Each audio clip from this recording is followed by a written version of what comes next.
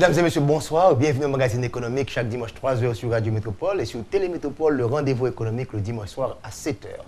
Nous allons parler de gouvernance, d'audit interne, des problèmes que nous connaissons bien en Haïti ces jours-ci, surtout après la publication de l'indice de compétitivité mondiale. Haïti est très mal classé, 138e sur 140e.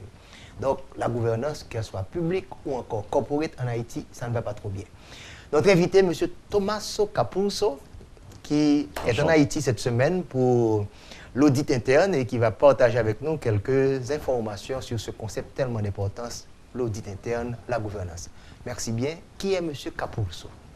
Eh bien, je suis Tommaso Capurso, effectivement, comme mon nom l'indique, d'origine italienne, italien de cœur et belge d'adoption.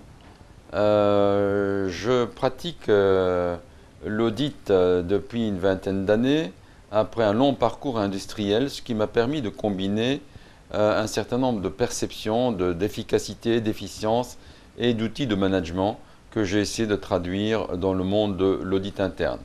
J'œuvre pour l'UFAI, une œuvre, donc association Union francophone de l'audit interne, qui est l'association des instituts d'audit interne francophones à travers le monde.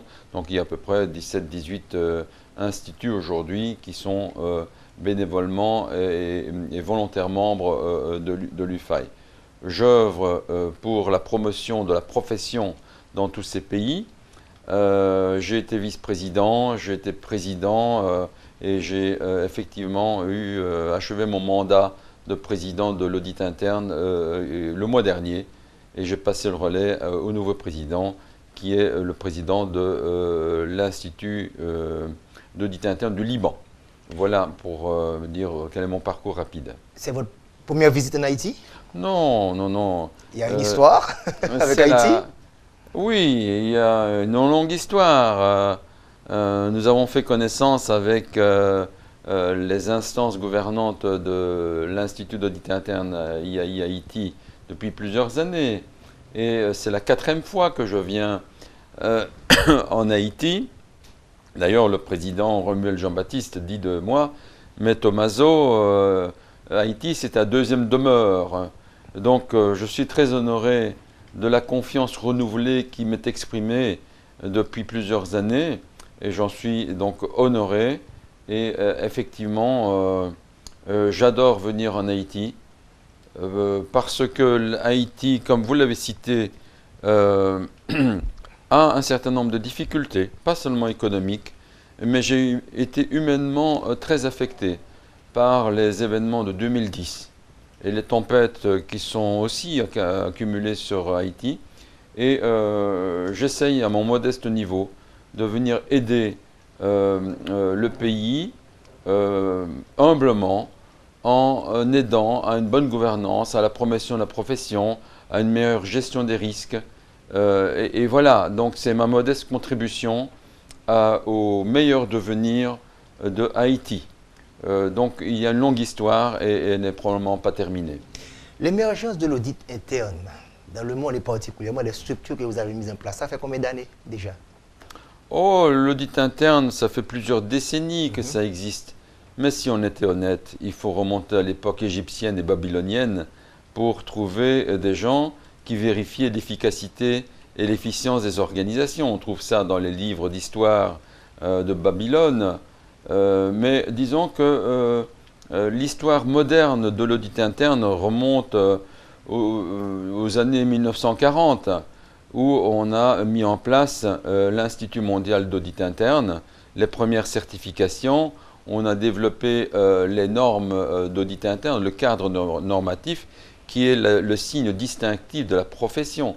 Ce sont les normes. Nous travaillons avec un corpus normatif qui, comme les réviseurs, les auditeurs externes, les cours des comptes, travaillent avec un certain nombre de normes qui est le signe distinctif de la profession.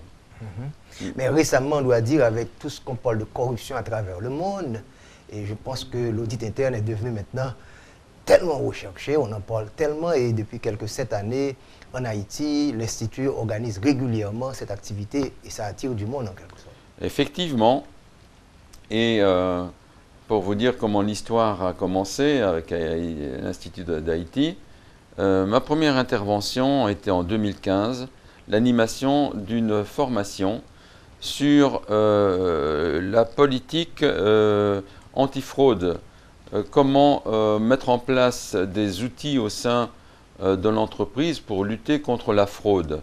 Et le défi est effectivement titanesque et nous avons passé 2 jours et demi à expliquer comment mettre en place une démarche efficace de prévention et de politique antifraude.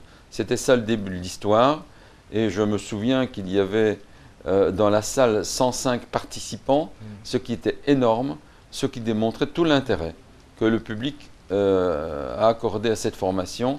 Et je dois dire que le public d'audit interne en Haïti est extrêmement sensibilisé au rôle de l'audit interne, non pas pour lutter directement pour la fraude, mais pour essayer de mettre en évidence des red flags, d'être sensible à la détection des symptômes de fraude. Après, je dirais honnêtement qu'il y a des métiers spécialisés pour faire de l'investigation.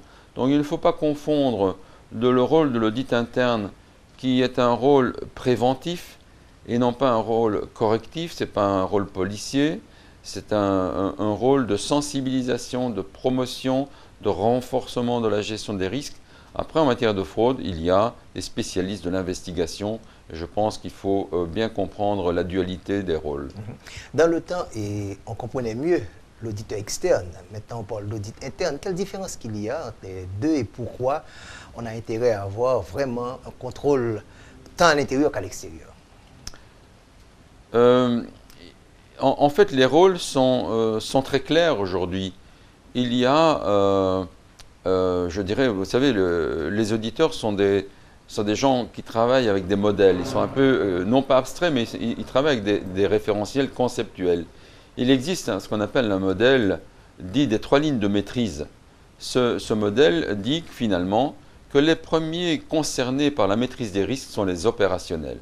Ça, c'est la première ligne de maîtrise. Ensuite, vous avez une deuxième ligne de maîtrise, ce sont toutes les fonctions de contrôle, de supervision, que ce soit de risk management, de contrôle interne, de qualité, de compliance, de conformité. Ça, c'est un ensemble de personnes ou de services qui ont du recul par rapport aux opérations et qui se font une opinion sur le bon fonctionnement. Après, il y a l'audit interne qui est en troisième ligne de maîtrise. Troisième ligne de maîtrise qui doit viser à la bonne gouvernance, qui doit donner une opinion sur l'efficacité et l'efficience des systèmes, des processus de gestion des risques, et finalement de voir si les réponses adéquates aux risques sont mises en œuvre. Et donc, il devra formuler une opinion si le système est efficace et efficient. Ça, c'est à l'intérieur. À l'intérieur, l'audit interne, à l'intérieur de l'organisation, l'audit interne est particulièrement bien placé en ce sens qu'il doit s'efforcer de bien comprendre à fond les processus de l'organisation. Et en ce sens-là, il va combiner à la fois ses connaissances de l'organisation, d'un certain nombre de méthodologies et d'outils pour arriver à rassurer le management et les organes de gouvernance ou à éclairer les organes de gouvernance par des recommandations, par des conseils, par des propositions, par des points de vue sur le plus ou moins bon fonctionnement. Il va exprimer une opinion. Mais l'organisation ne s'arrête pas aux frontières de l'entreprise. En fait, l'audit interne n'est pas là pour certifier les comptes. Au contraire, l'auditeur externe va certifier les comptes de l'entreprise. Et il faut qu'il y ait une bonne collaboration entre l'auditeur externe et l'auditeur interne pour éviter la redondance et la duplication de travaux. Et un bon fonctionnement consiste à ce qu'il y ait une bonne collaboration, une bonne coopération entre l'auditeur externe qui est une opération, qui est quelque chose de légal, d'obligatoire, l'expert comptable, et l'auditeur interne qui lui est une fonction souhaitable et souhaitée et recommandée. L'auditeur externe certifie les comptes, l'auditeur interne ne va pas certifier les comptes, il va vérifier si les processus par lesquels les chiffres sont produits sont efficaces et efficients. Les normes recommandent qu'il y ait une bonne collaboration, une coordination des travaux entre l'auditeur interne et externe. l'auditeur externe peut aussi être la Cour des comptes. Cela arrive, mais vous voyez que l'auditeur externe rend compte aux actionnaires, ou la Cour des comptes rend compte au Parlement, je ne sais pas en Haïti, mais en Belgique, ça rend compte au Parlement. Donc les instances à qui on rend compte ne sont pas du même ordre de grandeur, et les rôles sont extrêmement bien précis. Et voilà, le modèle des lignes de maîtrise est très clair sur les complémentarités des rôles de chacun, et il faut qu'il y ait une bonne coordination à travers toutes ces lignes de maîtrise. Très bien. Vous suivez le magazine économique sur Radio Métropole et sur Télémétropole, le rendez-vous économique. On prend la première pause, on se retrouve dans quelques instants pour la deuxième partie de l'émission.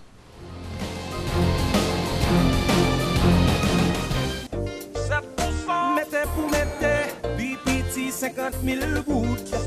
À bon petit temps, vous bénéficiez 7% obligé. Allez, oh, Carole, sans régler comme ça même, pas voir du tout. Ah, activité fait pas de temps. Au contraire, son petit temps me prend là pour venir renouveler l'obligation BRH. Vous entendez parler de l'obligation BRH. Qui s'allie même? Obligation BRH, c'est un produit banque centrale mettez sous marché pour faire l'argent fait petit. Dès pour petit, 50 000 gouttes, ou qu'à mettre dans l'obligation BRH, qu'à rapporter 7% d'intérêt chaque année. 7% d'intérêt chaque année? Ça bon net, oui. Et bien, son petit dollar, je vais l'acheter pour me serrer, oui, Fanny. Ah, pas jouer nos machins. Qui a fait acheter de la série ça? S'il descend ou bon, s'il monte, BRH a mettre un petit déplice sous 7% là. Qui donc, pas de perdu nos machins. D'ailleurs, c'est renouvelé, renouveler l'obligation BRH là pour 3 mois. Et puis, qui compte exactement ma jeune produit ça? Vous avez besoin dans toute banque, avec toute coopérative qui est dans la fédération, avec dans l'autre institution financière. Eh bien, avec l'obligation BRH, tout j'aime gagner. Ou fin parler, Carole, malé. Kounia, il y a plus avantage toujours l'entrée dans l'obligation BRH. Si vous faites le fait 3 mois, BRH a 7% intérêt. Si c'est 6 mois, intérêt à 7,25%. Et puis, si quoi vous faites une année dans l'obligation BRH, vous avez 7,50% intérêt sous maman l'argent. Mettez pour mettre. Les campés à côté, la défense intérêt, la fais affaire marché, toujours Jean ou tablé, ou toujours faire confiance, passer le bas ou performance, ou satisfait sans mot, l'offre c'est client Sogé Bank, Sogé Bank, toujours bas côté mes amis, Sogé Bank, toujours bas côté, Sogé Bank, toujours bas côté mes amis, Sogé Bank, toujours bas côté, Sogé Bank.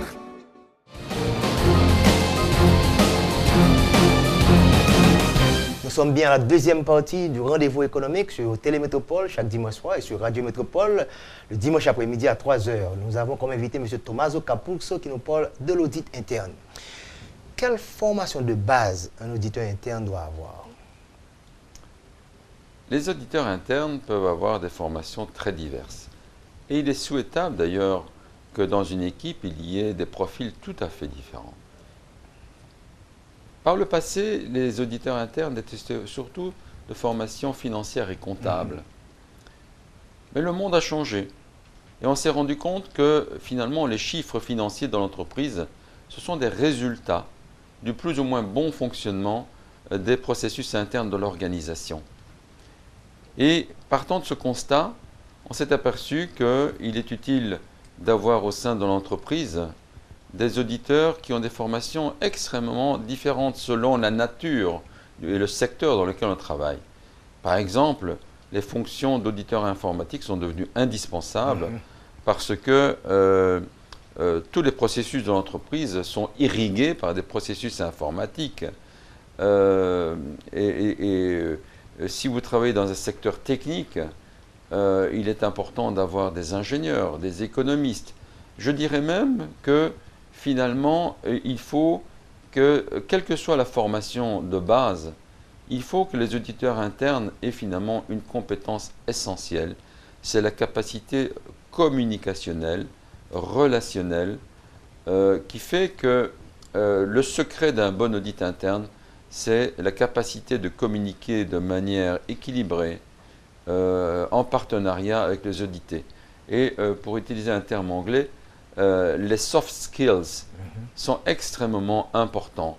Il faut faire preuve de communication, d'assertivité, de persuasion, de créativité, d'innovation, d'écoute, d'empathie. Vous voyez toutes ces qualités-là, je dirais qu'elles sont indispensables avant de parler de qualités techniques qui, elles, peuvent s'acquérir. Mais en vous écoutant là, on parle presque d'une unité d'audit interne. Ce n'est pas un individu, c'est presque oui. Alors, l'organigramme, ça va faire... Oui, évidemment, un auditeur ne peut pas être en même temps ingénieur, informaticien, économiste, psychologue. J'ai eu des psychologues comme collaborateurs d'audit interne. Ce qui est important, c'est que l'audit interne possède collectivement les compétences nécessaires pour s'exonérer de sa mission. Mais il est évident que chaque auditeur interne n'est pas un surhomme ou une surfemme qui doivent avoir toutes les compétences techniques. Par contre, les capacités humaines, les soft skills, ça tout le monde doit en disposer.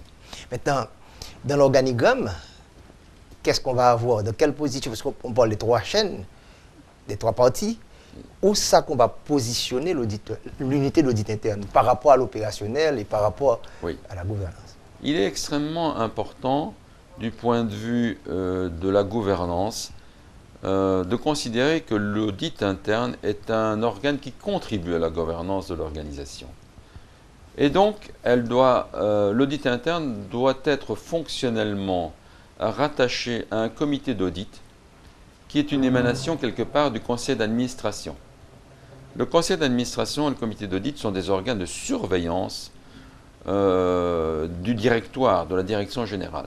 Donc fonctionnellement, l'audit interne doit être rattaché au comité d'audit qui assure son indépendance. Et opérationnellement, administrativement et parfois on dit aussi hiérarchiquement, il faut qu'il soit rattaché opérationnellement, hiérarchiquement, au niveau hiérarchique le plus élevé de l'organisation, c'est-à-dire à l'administrateur délégué, au CEO de l'organisation. Donc, ce qui caractérise une bonne gouvernance de positionnement d'audit interne, c'est son double rattachement fonctionnellement au comité d'audit qui assure son indépendance, son objectivité, son impartialité, et administrativement ou hiérarchiquement au CEO, parce que c'est quand même le CEO qui donne à l'audit interne les ressources dont il a besoin. Maintenant, est-ce que vous n'avez pas déjà entendu dire ça va alourdir la compagnie, ça va augmenter les coûts, c'est beaucoup plus de ressources, et paradoxalement, j'ai entendu votre position que ça va plutôt donner de la valeur, de la valeur ajoutée. Comment convaincre un homme d'affaires, une femme d'affaires à avoir dans son entreprise, petite, moyenne ou grande, cet audit interne qui lui permettra d'obtenir de meilleurs résultats? Eh bien, oui, j'ai souvent entendu cette réflexion que l'audit interne, c'est effectivement un centre de coût et non pas un centre de profit. Bien entendu, pire que cela, pour être honnête, et dans tous les pays, l'audit interne a souvent eu des noms d'oiseaux que je ne répéterai pas ici à la télévision. Donc, effectivement, l'histoire a montré que l'audit interne, il y a plusieurs décennies, avait un rôle plutôt répressif ou mal perçu, un rôle un peu policier, je dirais, parce que la situation économique nécessitait, je me souviens dans les années 80, des restrictions budgétaires. Le re-engineering ? Et voilà, ou downsizing, etc. Et donc, ça a donné une connotation un peu restrictive à l'audit interne. Chien policier. Aujourd'hui, l'audit interne est un partenaire de l'organisation. Il aide l'organisation à atteindre ses objectifs. Il évalue le degré de maîtrise des opérations et donne une opinion au management sur ce degré de maîtrise et va faire des propositions pour éclairer ou rassurer le management sur ce qu'il faut faire pour atteindre les objectifs. Alors effectivement, la valeur ajoutée se joue dans la capacité de donner un point de vue avec objectivité, de donner des conseils et de donner des points de vue sur des situations problématiques que l'auditeur interne, qui n'est pas les mains dans le cambouis dans les opérations, est à même de prendre du recul et de donner un état des lieux qui va éclairer sur le management, sur le chemin à suivre pour améliorer le fonctionnement. L'auditeur interne est vraiment un partenaire des organes dirigeants pour réduire les risques et donc pour améliorer le fonctionnement tout entier de l'entreprise. Ce qui est vrai, c'est que c'est difficile à mesurer en termes monétaires, mais lorsqu'on met en place des indicateurs de pilotage, on peut voir la valeur ajoutée de l'audit interne en termes de réduction de risque de l'organisation. C'est ce que je m'efforce de faire dans certaines organisations, dans certaines entreprises, c'est de mettre en place ce qu'on appelle des tableaux de bord prospectifs ou des cockpit management, c'est-à-dire des indicateurs qui vont permettre de voir que certains processus qui étaient dans le rouge passent dans l'orange, voire dans le vert. Donc, l'audit interne a réellement une valeur ajoutée et la valeur ajoutée n'est plus à démontrer dans les organisations qui s'en sont dotées et elles regrettent parfois de ne pas l'avoir fait plus tôt. Alors, certaines institutions sont réglementées et ne se posent pas la question est-ce qu'il faut avoir un audit interne. Elles sont contraintes par les réglementations, c'est le cas du domaine des banques et des assurances, d'avoir un audit interne. Les entreprises cotées aussi. Dans ce cas-là, la question ne se pose pas. Ce qui se pose comme question, c'est dans les petites entreprises qui n'ont pas nécessairement les moyens de mettre en place un service d'audit interne, parce qu'effectivement, ça a un coût. Alors là, il faut trouver des formules. J'ai vu parfois des formules un peu comme les comptables en temps partagé, d'avoir des services d'audit interne en temps partagé. Maintenant, parlant de valeur ajoutée, certaines personnes pourraient interpréter comme du profit. Est-ce que les organisations publiques ou encore les ONG sont concernées par l'audit interne? Bien sûr. Donc, expliquez-nous comment ces organisations peuvent également bénéficier, ou encore, si on parle de l'organisation publique, l'État en particulier, le gouvernement, comment la population aurait pu bénéficier de l'audit interne dans ces organismes publics. Bien, je suis membre de comités d'audit, de plusieurs comités d'audit en fait d'entreprises publiques. Et donc je peux vous assurer que ces entreprises se sont dotées d'un audit interne. Parfois il a fallu légiférer pour décider de mettre en place un audit interne. Mais je dirais que les services publics sont des services qui sont au service du public. Et donc, elles ont une obligation de résultat. Les services publics sont aussi des centres de coûts, ce n'est pas des centres de profit. À ce titre-là, les processus, même des services publics, doivent être efficaces et efficients. Donc, je suis par exemple membre du comité d'audit de la région Bruxelles-Capitale en Belgique, et nous faisons des audits pour améliorer l'efficacité, l'efficience, l'économie d'utilisation des ressources dans les processus qui sont de nature très variée, que ce soit le logement, les infrastructures routières ou bien d'autres secteurs. Donc les services publics sont de nature extrêmement multiple, ça peut être l'éducation, dans tous les secteurs finalement. Il y a une obligation de résultat, une obligation d'économie, parce que ce qui fait fonctionner les services publics, ce sont les deniers publics. Donc on est en droit d'exiger de la bonne utilisation des ressources que le citoyen a mis à disposition des services publics. L'audit interne est totalement légitime dans les services publics. Pour prendre le cas de la Belgique, je vous dirais qu'en Belgique, il y a les services publics plus les auditeurs de la Commission européenne qui sont devenus, dans le hit parade en pourcentage du nombre de membres d'auditeurs de l'Institut belge d'audit, les numéros 1. Historiquement, c'est les banques et les assurances qui avaient le plus d'auditeurs. Aujourd'hui, ce sont les services publics qui sont passés en tête. En Belgique? Ah oui. Ah oui. Cela parce que 20% en fait, de tous les auditeurs sont ceux de la Commission européenne. Donc, je veux dire par là que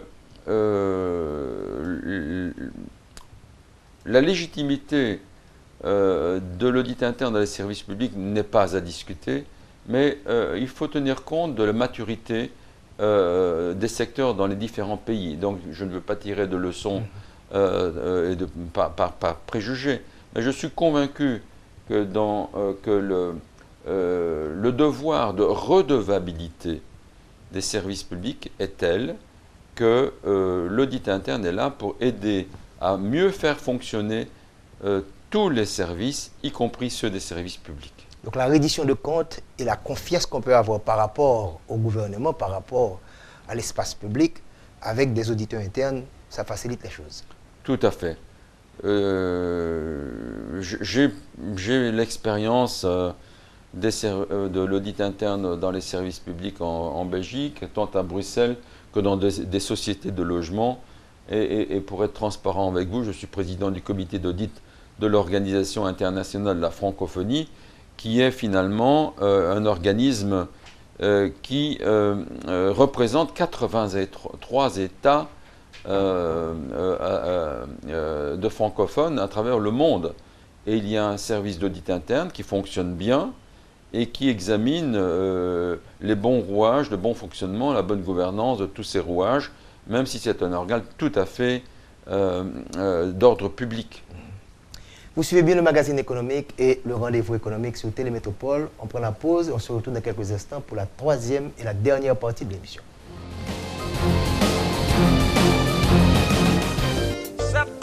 Mettez pour mettre, bipiti 50 000 gouttes. 7% à bon petit temps, vous bénéficiez 7% obligé. Allez, oh, Carole, Sans régler comme ça même, pas voir du tout. ah, activité fait pas temps.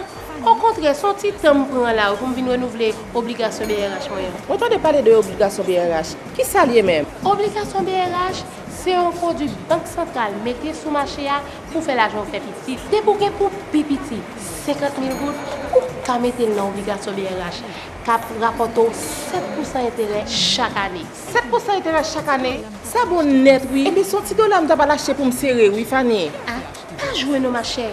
Qui a fait acheter de la série ça? S'il descend ou bon, s'il monte, BRH a mettre un petit plus sous 7% là. Qui donc, pas de perdu nos machins. D'ailleurs, c'est renouvelé, renouveler l'obligation BRH là pour 3 mois. Et puis, qui côté exactement m'a besoin de produire ça? Ou à besoin dans toute banque yo, à toute coopérative qui dans la fédération yo, à dans l'autre institution financière yo. Eh bien, avec l'obligation BRH, tout j'aime gagner. Ou fin parler Carole, malé. Kounia, il y a plus avantage toujours l'entrée dans l'obligation BRH. Si vous faites le fait 3 mois, BRH a 7% intérêt. Si c'est 6 mois, intérêt à 7,25%. Et puis, si vous faites une année dans l'obligation BRH, vous avez 7,50% intérêt sous maman l'argent. Mettez pour mettre. Les campés à côté, la téléphone était là, la fais à faire marcher, toujours Jean ou tablé, ou toujours faire confiance, passer le bas performance, ou satisfait sans man, l'obs client Sogé Bank, toujours bas côté mes amis, Sogé Bank, toujours bas côté, Sogé Bank, toujours bas côté mes amis, Sogé Bank, toujours bas côté, Sogé Bank.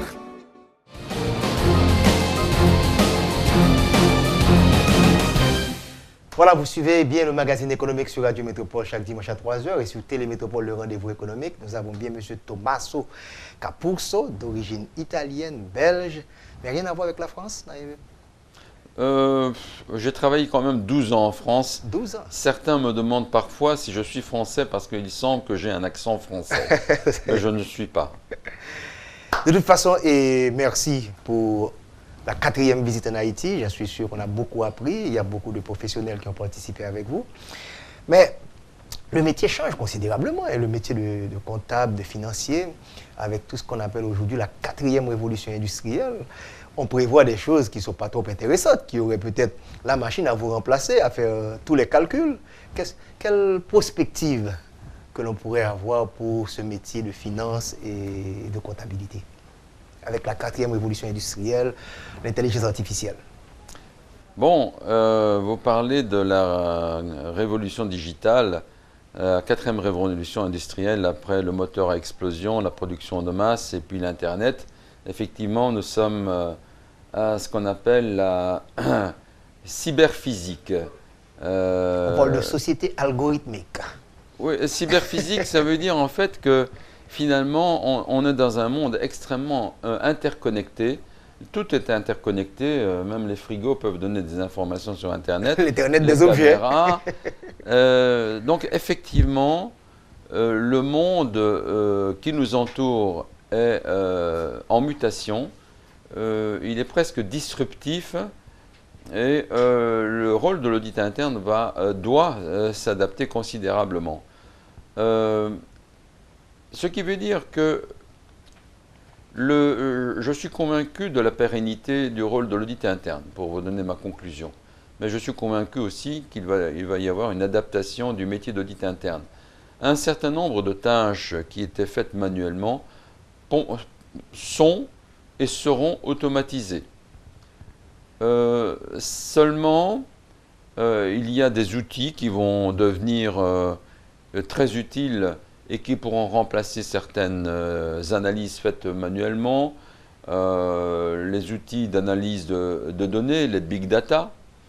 Néanmoins, le raisonnement, la déduction, les corrélations, la capacité de créativité et d'innovation, je ne pense pas que pour l'instant, les robots vont prendre l'initiative qui vont remplacer les auditeurs internes. Simplement, le métier d'auditeur interne est plus complexe parce que les processus auxquels ils vont s'attaquer sont eux-mêmes très complexes. Mais pour être honnête, on aurait pu déjà dire ça il y a 10 ans. La crise de 2008, elle est due à l'incompréhension de produits dérivés qui étaient titrisés et que ceux qui vendaient ces produits ne comprenaient pas. Donc la problématique reste toujours la même. Est-ce que l'auditeur est à même de comprendre le monde dans lequel il travaille? C'était la même chose en 2008 avec la titrisation. C'est exactement la même chose. Donc moi, un monde en évolution ne m'effraie pas, pourvu que l'auditeur interne soit à même de comprendre qu'il doit faire évoluer ses connaissances de transformation digitale, de transformation écologique, de transformation économique, de redevabilité, de responsabilité sociale et environnementale. Donc, toutes ces transitions font que les connaissances de l'auditeur interne, en particulier dans le domaine des nouvelles technologies, doivent évoluer. Et comme je le dis souvent, y compris dans la formation, il ne faut pas confondre 20 ans d'expérience avec un an d'expérience vieille de 19 ans. J'aime bien ce propos-là. Mais ce que vous dites est intéressant également. Donc, on va laisser les tâches répétitives, oui, mais l'innovation, la créativité, qui peut être beaucoup plus difficile même, hein? Voilà. Les nouvelles compétences dont vous parlez, les soft skills, à savoir le leadership, l'intelligence émotionnelle. Donc, qu'est-ce que vous pouvez dire aux jeunes qui nous écoutent pour cette émission qui est très suivie par des universitaires, des jeunes universitaires? À quoi doivent-ils s'attendre en 2050 de l'audit ou encore de cette nouvelle force de travail pour un marché qui évolue? Moi, je dirais aux éditeurs internes que le métier d'audit est un métier passionnant et le restera, et qu'ils ne doivent certainement pas avoir peur des évolutions technologiques. Les évolutions technologiques, c'est comme les risques. Il y a toujours deux faces. Il y a le risque et il y a l'opportunité. Donc, les jeunes ont cette capacité innée de s'adapter aux nouvelles technologies et ils ne doivent pas avoir peur de cette nouvelle technologie. Au contraire, ce sont des instruments avec lesquels ils doivent se familiariser et pour, comment dirais-je, faire encore évoluer l'efficacité de l'audit interne vers plus d'intelligence. Les auditeurs doivent être plus intelligents en ce sens qu'ils doivent être capables de choisir. Intelligere en latin, c'est choisir. Ils doivent choisir des données. Ils doivent faire preuve de créativité, d'innovation, vous l'avez dit. ils doivent avoir une pensée critique, une pensée analytique. Et je me réfère dans la liste de quelques compétences que vous avez dites. Effectivement, le World Economic Forum 2018 de Davos a établi une liste des 10 compétences les plus importantes. Et que les jeunes ne s'effraient pas, malgré l'évolution de technologie, les 10 compétences les plus importantes restent des soft skills, mis à part que dans les 10, il y a quand même la capacité de concevoir et de s'adapter aux outils technologiques et à la programmation. Vous parliez d'algorithmes, c'est vrai. Mais c'est une compétence sur 10. Donc les transformations digitales ne me font pas peur et au contraire doivent être considérées comme des opportunités pour que l'audit évolue vers plus d'intelligence, plus de matière grise, plus de créativité. Ce que la machine ne fait pas, c'est cette œuvre de conceptualisation, de modélisation des processus. Ça, c'est une œuvre de représentation mentale qui est difficilement programmable et que l'auditeur interne fait dans chaque mission d'audit, c'est se représenter, modéliser l'organisation. Et il va regarder la situation telle qu'elle est aujourd'hui, puis il va faire travailler sa créativité pour dire oui, mais que faudrait-il avoir comme organisation? Et il va définir un modèle de transformation.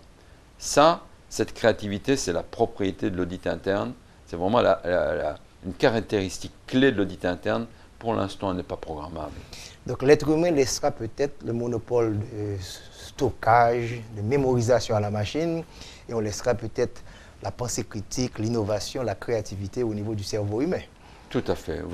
Vous êtes dans les 10 compétences que le World Economic Forum, il y a eu un job survey, les compétences, il y a une comparaison entre les compétences 2018 et les compétences 2022.